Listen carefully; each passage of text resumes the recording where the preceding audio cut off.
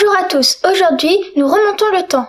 En effet, nous retournons dans l'Antiquité, au 1er siècle avant Jésus-Christ, pour nous intéresser à un fameux personnage. Il s'agit de Jules César, le célèbre empereur romain qui se lance à la conquête de la Gaule en 58 avant Jésus-Christ. César a besoin de transmettre des informations importantes, notamment à ses généraux, informations qui doivent rester secrètes bien entendu. César a alors utilisé une méthode pour coder ses messages, méthode qui est attestée par des sources historiques comme les écrits de Suétone ou Olugel. Il s'agit d'une technique assez simple finalement. Il décale les lettres de son message de 3 rangs vers la droite. Nous allons vous montrer cela avec cette roue. En fait, il s'agit d'une double roue. Celle à l'extérieur indique les lettres en clair et celle à l'intérieur indique les lettres codées. Nous faisons alors correspondre le A extérieur avec le D intérieur comme le faisait César. Essayez de décoder ce message.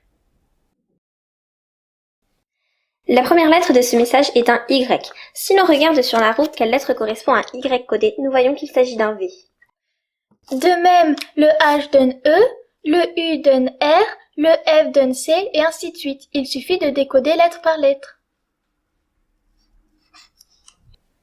Ça y est, j'ai fini de décoder ce message.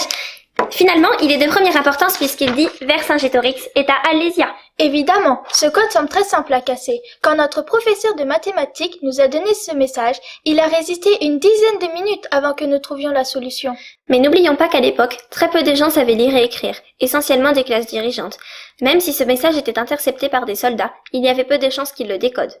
De plus, César utilisait l'alphabet grec, toujours d'après Suétone, une langue inintelligible pour les Gaulois. Ce codage était assez sûr à l'époque. Mais rassurez-vous, des codages bien plus sûrs ont été inventés depuis. Mais c'est une autre histoire. À bientôt pour une nouvelle vidéo.